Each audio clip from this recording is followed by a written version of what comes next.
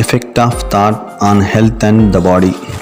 The body is a delicate and plastic instrument which responds readily to the thoughts by which it is impressed, and habits of thought will produce their own effects, good or bad, upon it. The body is the servant of the mind. It obeys the operations of the mind, whether they be deliberately chosen or automatically expressed. At the bidding of unlawful thoughts, the body sinks rapidly into disease and decay. At the command of glad and beautiful thoughts, it becomes clothed with youthfulness and beauty. Disease and health, like circumstances, are rooted in thought.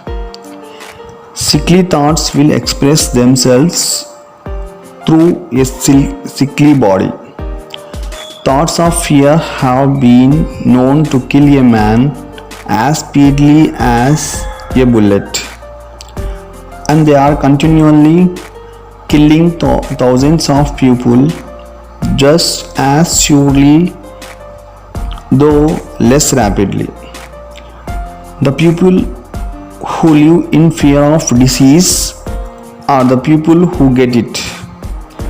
Anxiety quickly demoralizes the whole body and lays it open to the entrance of disease, while impure thoughts, even if not physically indulged, will soon shatter the nervous system.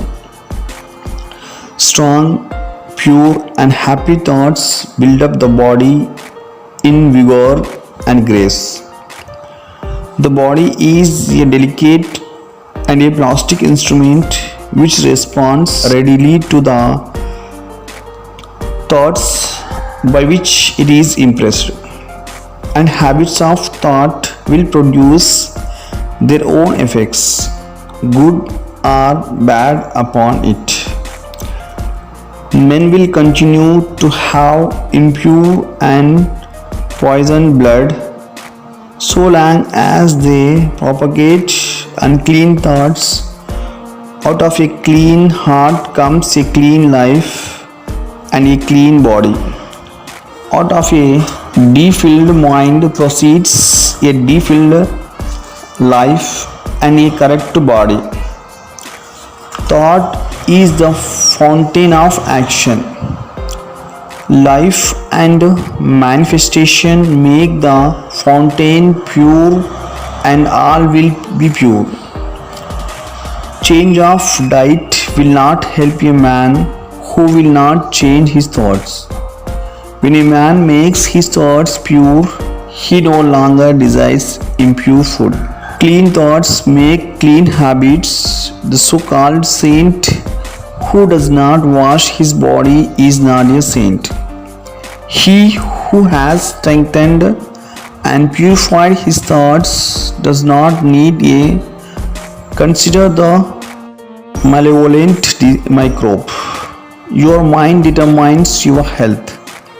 If you would protect your body, guard your mind.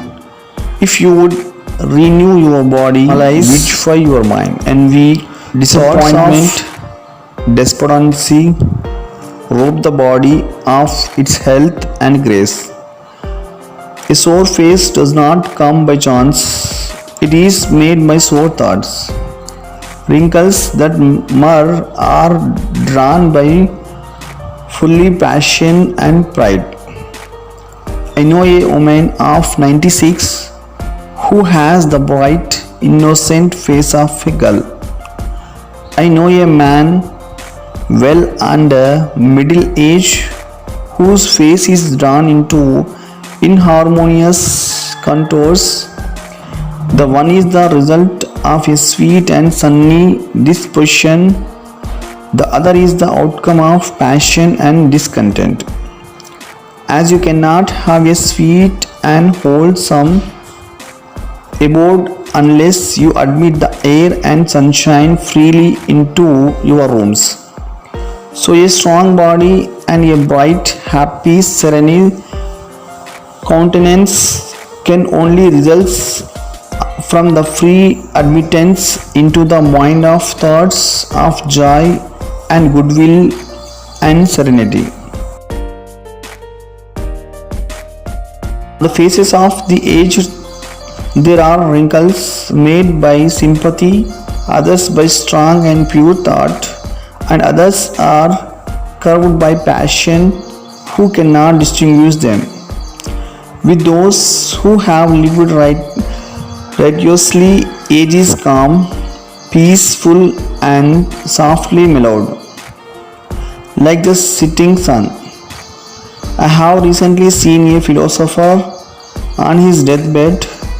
He was not old except in years. He died as sweetly and peacefully as he had lived.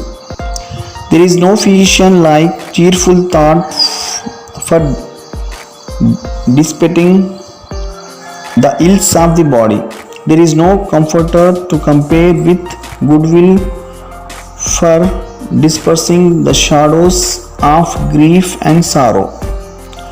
To live continually in thoughts of ill will, cynicism, suspicion, and envy is to be confined in a self-made prison hole.